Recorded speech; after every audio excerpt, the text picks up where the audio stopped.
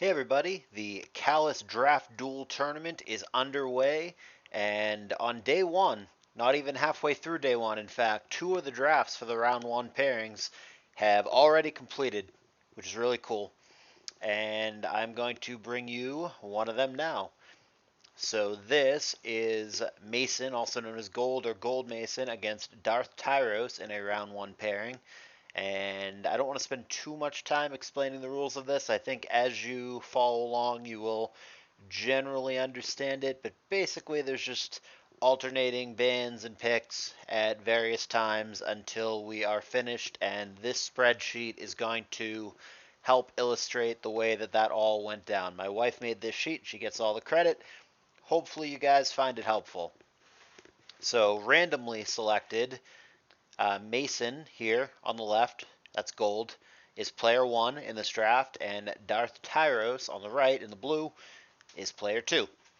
So Mason had the first ban here, and he has opted for Raikou, which I think is going to get banned and or picked very early.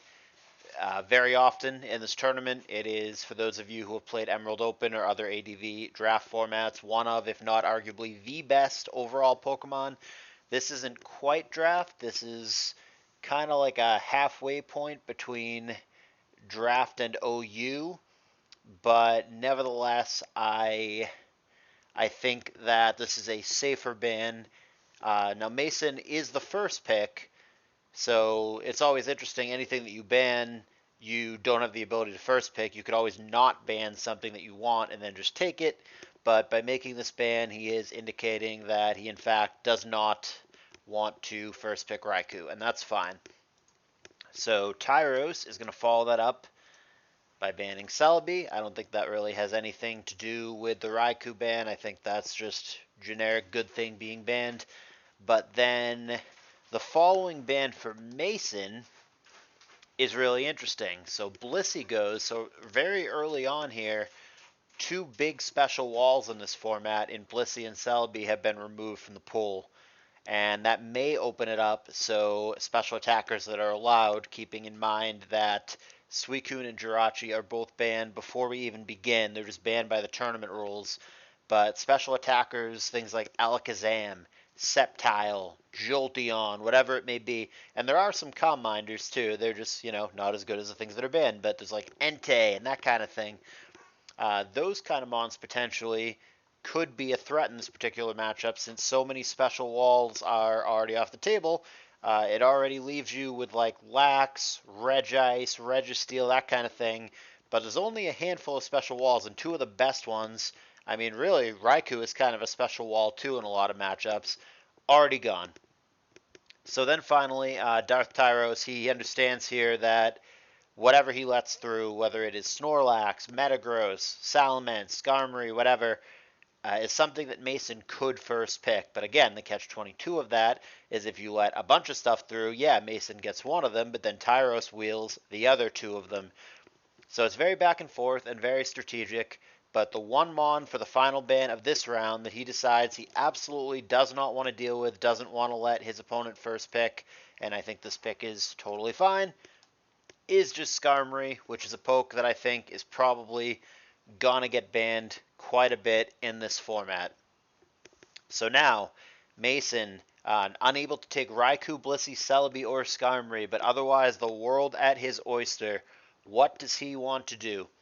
I like this pick. I think some people, with things like Metagross, things like Snorlax on the table, I think some people might look at this and be like, what are you doing here?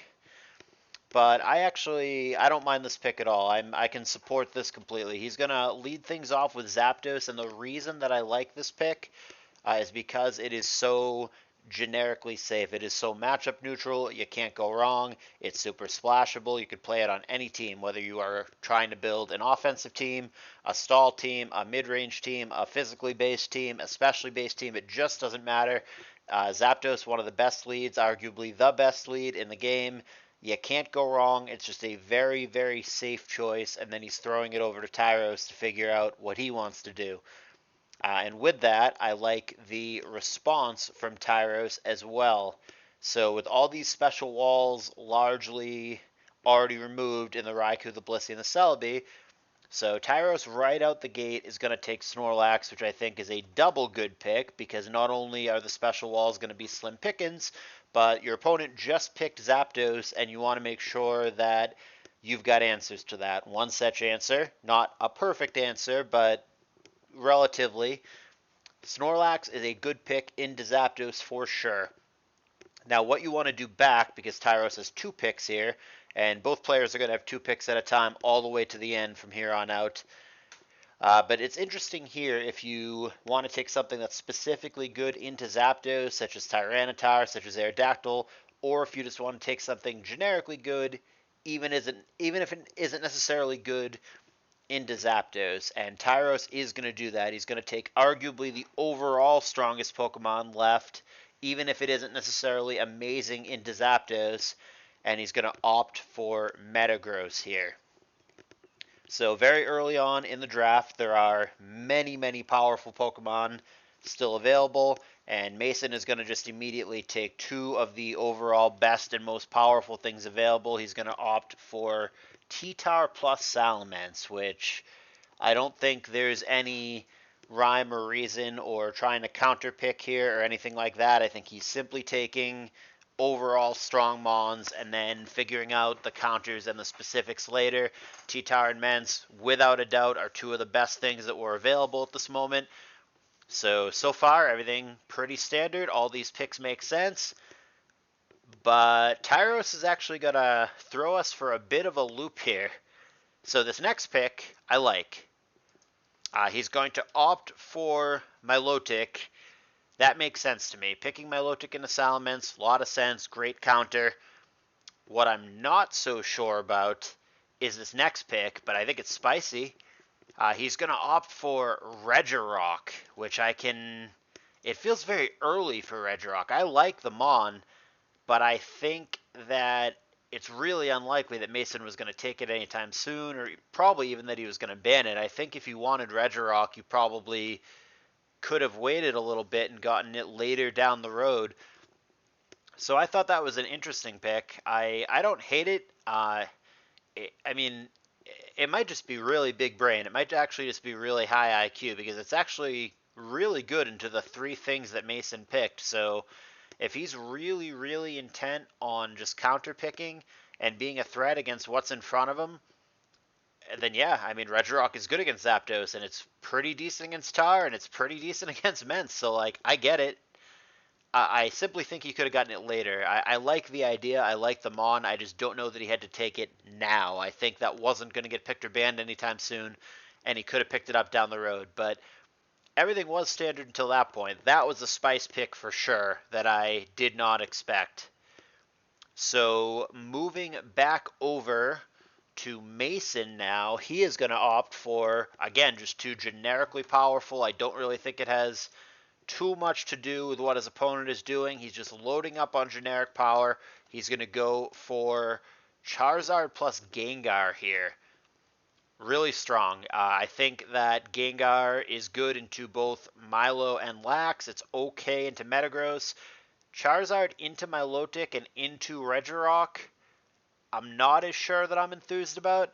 Charizard's definitely a good Mon, but I don't know that it's incredible into the things that Tyros has already picked. So I wonder if something like Aerodactyl or one of the other strong Mons that's available, Swampert, maybe would have been a better choice. I think I personally would have been more happy with Swampert plus Gengar here.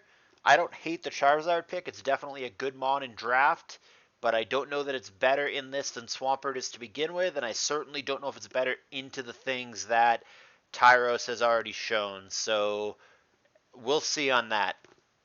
But Tyros is going to get additionally spicy here. He is really playing his own way, marching by the beat of his own damn drum. How about this pick? So Jolteon is good in draft for sure. No problem there. But how about a really early Miltank here? Miltank is a good poke in draft for sure. That is going to get picked very often in these. It's going to get picked in the majority of these drafts, I would speculate. It's good in the draft format. It functions kind of like a mini Blissey almost. It's got Bell, it's got T-Wave, it has pseudo recover slash soft boiled in the form of Milk Drink. You can go with like a curse set and try to be like a really bad Snorlax in that regard.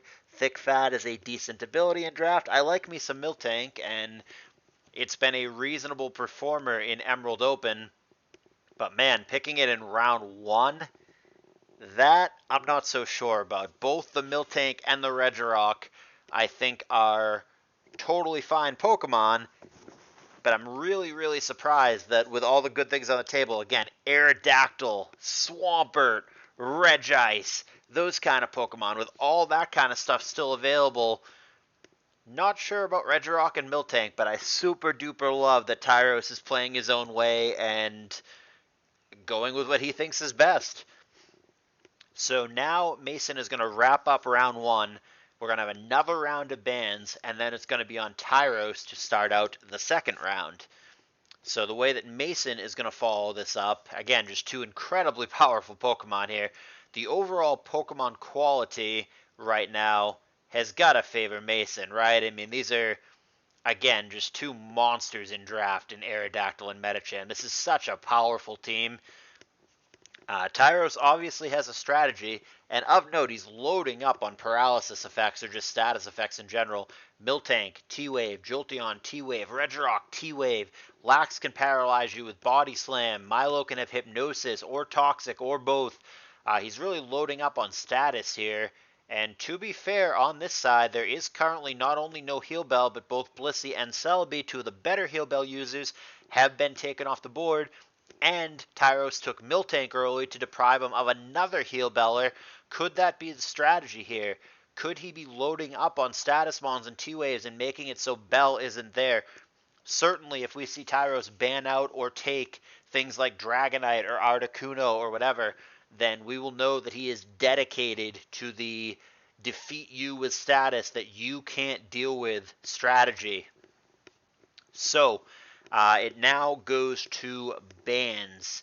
And like I said, they're going to ban 1-1, 1-1, and then it's going to be on Tyros for the double pick. So the question here, the ban falls on Tyros for this first round. And he's got a couple options, of course. It's still a pretty wide open pool. I can't believe that Swampert is still floating out there. That feels to me like a poke that should basically always either get banned or taken in the first round. It's shocking to me that it's still available, and I would think that Gold here, Mason, would cut that and not allow that to go through.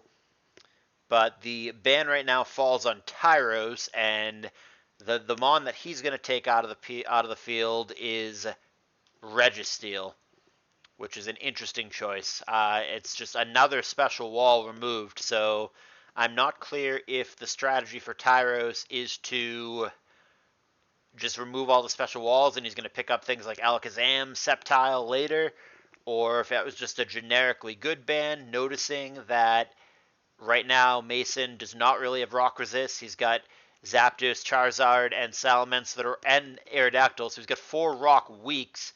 And Tyros, I think, might be trying to deprive Mason of the ability to take Rock Resist to cover that up. So I'm definitely down with that ban. It makes sense. It's a generically good poke. The follow-up for Mason, I think, makes a lot of sense as well. He's noticing that all these special walls are being removed, and he kind of is getting a whiff of what Tyros is doing, so he's just going to take Alakazam out of play. He realizes that he's pretty specially vulnerable. Anything fast, again, think Sceptile, think Jolteon, think Alakazam, really a threat to his hard-hitting but kind of fragile team. He recognizes that he's vulnerable to that and that special walls are being taken.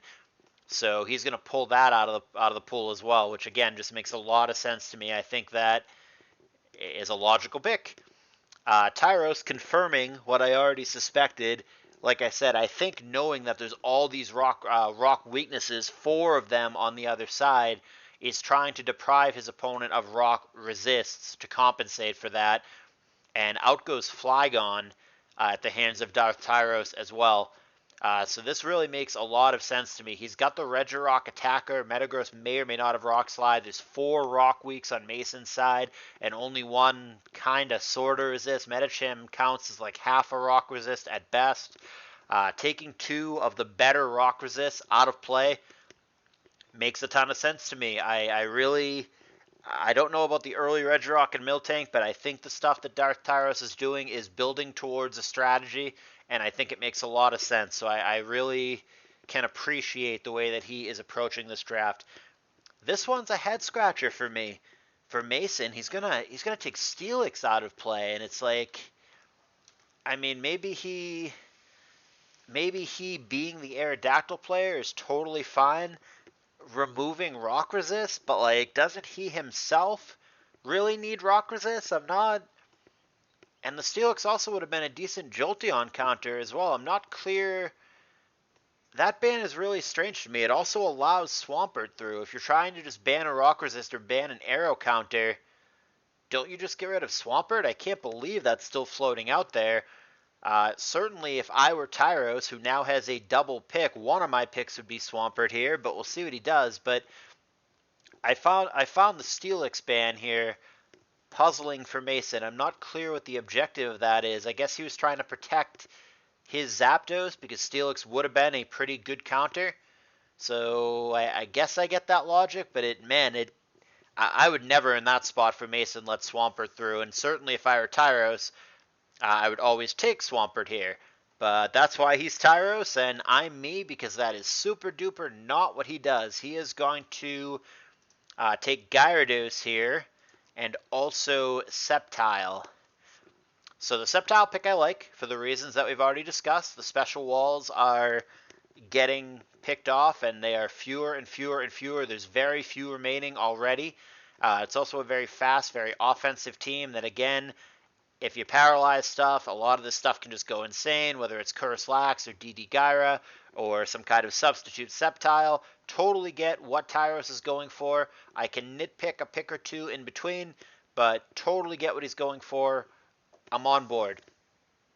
Over to Mason now. I still cannot believe that Swampert is floating out there, and it is going to continue to float out there because he doesn't take it either. So it just boggles my mind. He's going to take another Rock Week here and then Starmie. I'm shocked here that all these Rock Weeks are being taken without taking a Swampert or a Resist. Your opponent has Metagross on the other side, and you have 4, now 5 Rock weaknesses. How do you not take Swampert here as Mason? That is mind-boggling to me. Moltres and Starmie are both good pokes, but like, what even switches into a Thunderbolt right now? If you're Mason, he seems very vulnerable to special attackers, to Thunderbolt, to Bolt Beam, and of course just to Rock Attack. So like, I don't know. I mean, the better Mons, quote, quote, right now belong to Mason on paper. He's got the more powerful team, but I don't know. As of this moment, I kind of like Tyros' end of the draft. Mason's team just has such residual weaknesses, and maybe he'll shore it up at the end with some janky rock resist, but right now, man, you just spam electric and spam rock against him, and I think you're in a pretty good place. So now it swings back over to Tyros, and I like these picks as well. I totally get what he's going. He's got a lot of aggression. I think these picks make a lot of sense into what's going on the other side. So he's going to go for Regice, which, granted, you can question into Moltres and Zard, but like, I don't know. Bolt Beam so offensively threatening. T-Wave pretty good over here if he is going for the deprive you of Bell strategy. As vulnerable as it might be defensively to things like Medicham, to Aerodactyl, to T-Tar, that's fair. Regice isn't perfect here. It's a pretty good threat offensively. And I like the Hariyama here as well. Again, learns Rock Slide, all these rock weaknesses, and then it's also one of the better answers to T-Tar, which is something he's very much going to need. But again, why aren't we taking Swampert? But at least Metagross Milotic Hariyama gives him something of a backbone against T-Tar, though in my opinion, I think he probably could use a little more. So this is where it gets interesting for Mason. He's going to do a real 180 here. He's going to really show some different colors. He's going to go with both Cloister and Fortress at the same time, pivoting to, I guess, two different variants of some kind of Spikes team. And he already has the Gengar to protect them. No spinners have been banned out, but he's also taken Starmie, which is one of the best spinners. So that's interesting. It might be difficult for Tyros to deal with those spikes. I feel like, I mean, for me, it's so obvious. If you're Tyros, don't you just always go like Claydol Swampert here? That's certainly what I would do. I mean, Claydol feels like an auto pick now with what's just been taken. Clearly a hard pivot for Mason going into a more mid-rangey, spiky kind of style when it previously looked like he was just going very, very offensive, but now it might be a little more mid-rangey. Tyros with the option of how to respond to that. These picks I don't understand at all. Someone's gonna have to explain these to me. So he's gonna go for Houndoom, which, okay, it's fine. There's a Gengar on the other side, but then why he goes Marowak here? Why do you go Marowak here? Uh, I think I get it. I mean, I don't know if I agree with it, but I think I get it. I think what's happening here, Tyros is just dead set committed on building T-Wave plus hard hitter. Gyarados, Regice, Jolteon, Miltank, Regirock, every single one of those is T-Wave. I think the plan is very simple for DarthTyros. I think he's just trying to paralyze stuff and then smack you in the face, whether it is Gyarados, Hariyama, Marowak, Lax, Metagross. I like the strategy, and I like what he's putting together. The part that I question about the way that Tyros is building this is, do you have to take the pieces when you're taking them? I don't think he needed the Regirock that early. I don't think he needed the Miltank that early. I really, really, really don't think he needed Marowak here, and I am absolutely going to put my head in a blender if somebody doesn't take effing Swampert. It's crazy. Did I miss something? Did they ban that guy and I didn't see it?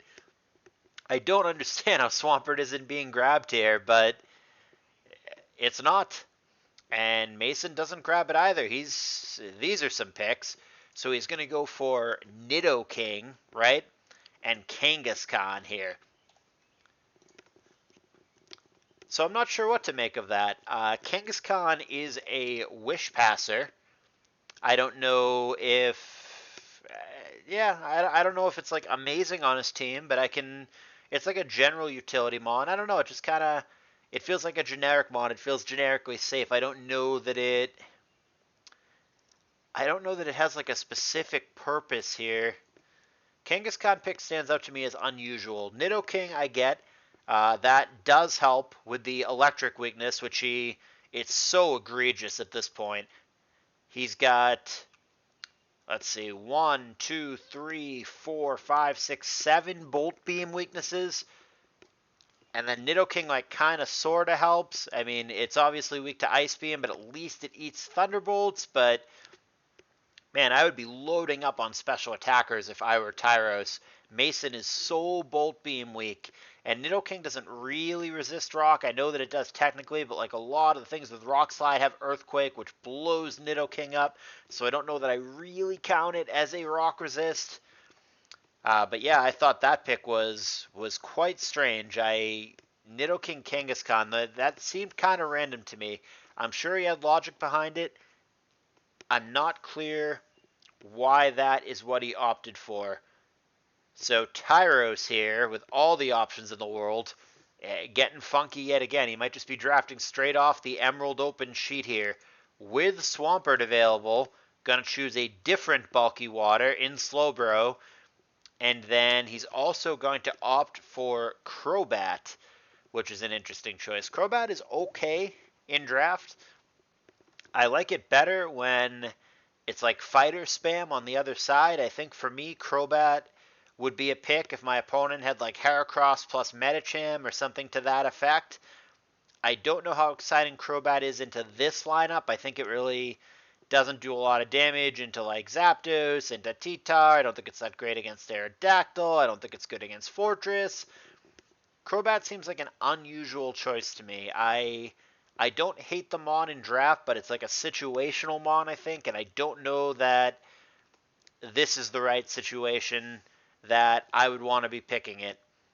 The Slowbro, I think, is a good Mon in draft, an underrated Mon in draft. Slowbro, I like. My only qualm, broken record, is wait a minute, why hasn't Swampert been picked? That's my main confusion. But yeah, I mean, beyond that, I think Slowbro is good and Slowbro makes sense, but there's a lack of rock resist on both sides, and there's a really, really good rock resist available that, for whatever inexplicable reason, neither player wants to take. So back to the final round of bans here. This time it's going to be Mason banning first, and then he's going to kick us off in round 3 with picks. So that's going to be a consideration. There's, again, Swampert and a bunch of good stuff still available. I think they flat out, at this point, I think they forgot about Swampert. I think they just, both of them somehow have erased it from their memory. How would you not pick it by now? It's crazy. So the ban here, this is an interesting choice, but it makes sense. So Mason is going to opt to ban Blastoise, which I think it is as simple as, other than Claydol, which I think Claydol should be somewhere, but I think the goal here is to deny your opponent of any good rapid spinners, since he's going hard on this double spiker strategy. But then Tyros makes a really weird move back. He goes, okay, let's just get rid of Donphan. I'll help you get rid of spinners, no problem. So, yeah, I guess Tyros is just committed to F that. I'm not going to bother spinning. I'm just going to be really, really offensive. I don't want spinners anyway. And I guess Tyros is just committed to his removing as many rock resists as possible plan, which is fine and well because Mason's team truly is very, very rock vulnerable. The problem is Tyros is not picking things that have rock attacks to try to punish this. He's got like Hari, Marowak, Regirock, but like, I don't know. I think you could probably push it a little further and milk that weakness. So here is the final ban from Mason. Just wants to avoid cheese, Ninjask. I don't know what any other purpose that it would have here. I think it is truly as simple as wanting to just not get cheesed, wanting to not deal with that kind of BS. And then finally, and this is very strange to me, like I said, Swampert is the final ban from Tyros, but I feel it's crazy to me. In so many of the other drafts that I'm watching and in the drafts that I've done myself, Swampert is picked or banned very, very early, very, very frequently. I can't believe it somehow made it to the third stage of bans and that neither player wanted it. But alas, it will not be a part of this. It has been banned out, and it has been a very consistent strategy for Tyros. Rock resist, rock resist, rock resist, rock resist. All of them have been banned out. He sees all the rock weaknesses on the other side. Zapdos, Moltres, Salamence, Charizard, Aerodactyl, Cloyster. So many rock weaknesses, and he is trying to deprive him at all costs of rock resists. That being said, if that is his strategy, I don't get why he isn't additionally picking some of the rock resists, such as picking Claydol, picking Swampert, and then banning out the rest. So I like the concept of what he's doing, but I think he could be executing it in a better way. Nevertheless, this is the third and final round of picks, and then we're going to go from there. There's still a lot of powerful Pokemon left, and you're going to see here, these are two banger picks for being this late, I think. He's going to go for Dragonite, which is one of my absolute personal favorite pokes in drafts, and then Breloom, I think, is not only very powerful for a round 3 pick, but it makes a ton of sense to me into an opponent who has Snorlax, into an opponent who has Regice, into an opponent who has things that are slow but hard hitting like Marowak. You can just come in and threaten it with Spore. I think it makes a lot of sense. I think Breloom this late is a great pickup. It has awesome synergy, as does anything with Leech Seed. With these spikers, I think that was a great pick for Mason. I think the Breloom is going to be a valuable asset. So now it's on Tyros to respond. And I mean, it's just so clear what he's doing. The aggression continues. Gardevoir and Tauros. That is a second choice bander, presumably in both the Tauros and the Crobat. Gardevoir, sneaky good in draft. Certainly Bolt Beam coverage, gonna be a bitch against this team that does not have anything even close to a special wall. As janky as some of the picks look for Tyros, and as much as it's a, quote, better team for Mason, what it's really about is how your team lines up against their team, how your teams line up against their teams, and I don't know, I like a lot of what Tyros has done. I think a lot of the stuff that he's opted for, just very fast Mons, lots of T-Waves, unrelenting pressure, I think it could line up pretty well against Mason. I want to feel like Mason's winning this draft. I want to look at it and go, his Mons are just so much better, right? He's clearly winning, but I don't know if I actually believe that. I kind of, as much as I don't agree with some of Tyros' picks, he's got so much variety and so much aggression. Like every single damn Mon that he has is a hard hitter. It just, I don't know. I kind of like Tyros' end, but you guys are going to have to tell me at the end who you think wins this draft, certainly. But continuing, since we are near the end here, so the picks now are Venusaur, which, again, I think just makes a ton of sense into an opponent who we know has a fat Lax, who we know has a fat Marowak. It's the same concept as with Breloom. You can leech seed the slower stuff. You can come in and threaten to outspeed and sleep powder the slower stuff. I think that both the Breloom and the Venusaur were really smart picks towards the end for Mason. I think they're a bitch for Milo. They're a bitch for Snorlax. They just come in and they shut off some of the slower things. And I think they are a much needed defensive piece, and they both resist Thunderbolt, kind of, sort of, in Breloom's case, though it doesn't help the overall Bolt Beam issue. The Arcanine pick I could take or leave. I think it gives you some help against Sceptile and Regice, which is helpful. I think Intimidate against two probable choice band Mons in Tauros and Crobat is also a good pick. Arcanine, again, is a Mon that I like when you're against, like, Heracross or Medicham. I like it then. But I think Arcanine is a generically good Mon in this, and I think that it very well might get played. I think it's decent against Metagross. I think it can be okay against some of this other stuff. Jolteon, for example, it takes Thunderbolts better than you would think and hits it pretty hard back. Don't mind the Arcanine pick whatsoever. So unusually here, I'm surprised by this pick because Tyros is just not giving a shit the whole time about spinners, but I guess now he's decided that he does, and he's going to go for Tentacruel and Rhydon. I love the Rhydon pick, first of all. There's so many rock weaknesses over here. I really dig the Rhydon pick, especially if he is loading up with a bazillion T-Waves and status effects. I think the Rhydon could be an absolute menace, so I really like that pick from Tyros, and I think that Mon should absolutely end up getting played in this matchup. The Tentacruel, I'm not sure. Fast water and ice coverage, you could do worse against this team. There is the one spin blocker in the Gengar that's like pretty good against Tentacruel, but it's not amazing. Tentacruel can potentially outspeed it, can hit it reasonably hard with Surf, can actually take Thunderbolts back reasonably well. I don't hate Tentacruel here. It's also a fighting resist for Medicham purposes. Can like outspeed the Mence, threaten Ice Beam.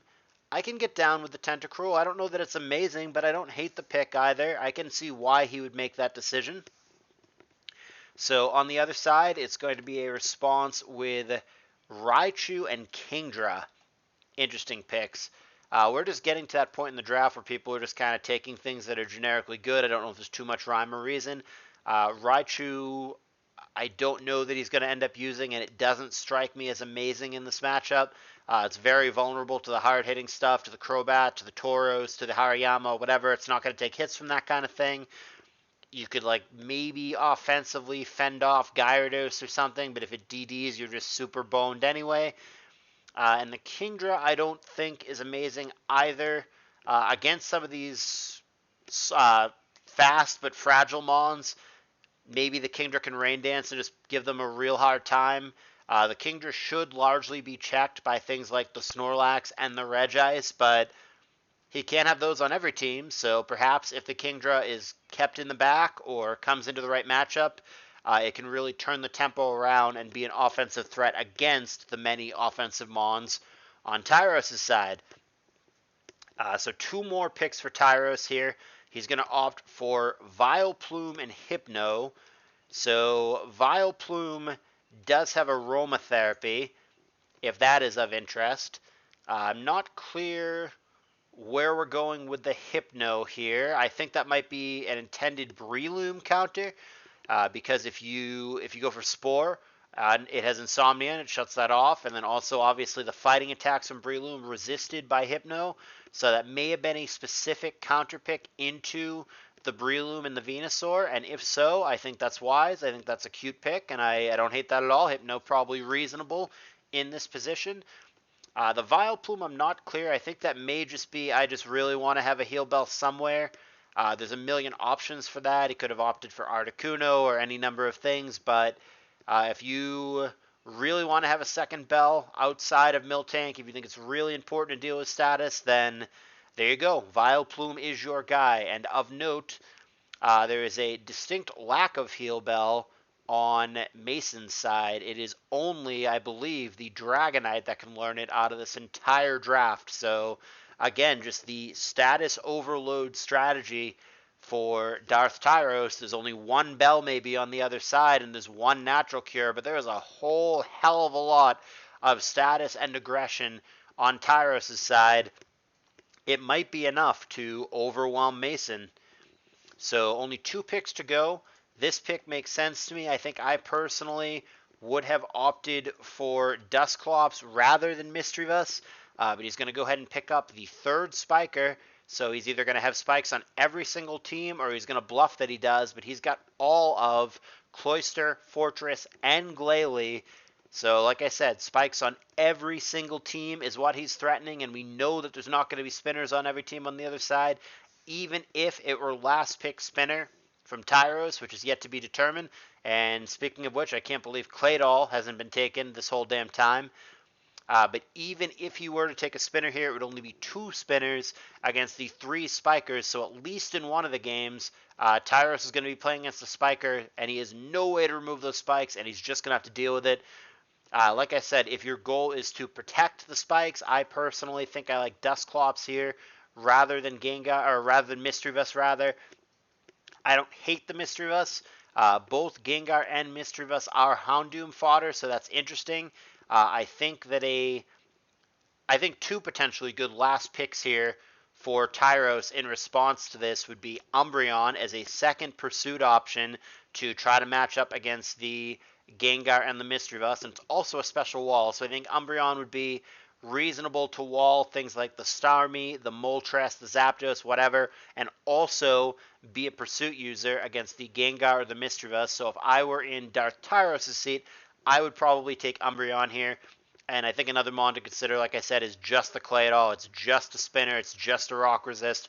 Probably one of the overall best and strongest Pokemon remaining. So Umbreon or Claydol would be my pick in Tyros' seat. But no need to talk about that because he didn't do either of those things. He opted for Nidoqueen.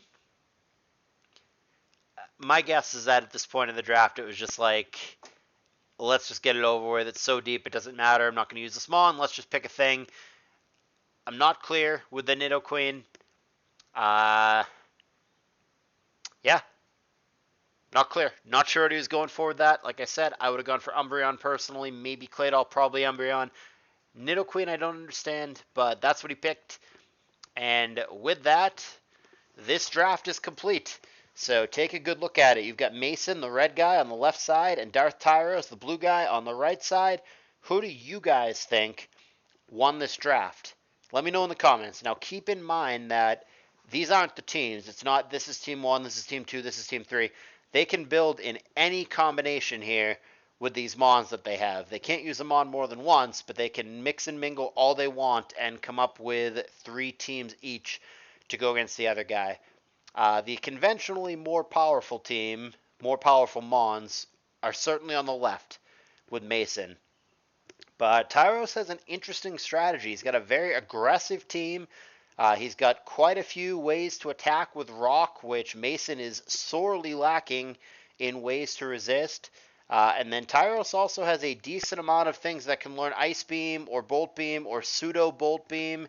And I think that is difficult for Mason as well. So while Mason certainly has the more traditionally powerful team, I think Tyros may have drafted a squad that matches up reasonably well into what Mason drafted. What that's all going to end up translating to, who the hell knows? The matches have not happened. I doubt the guys have even built yet. All I'm doing here is covering the draft.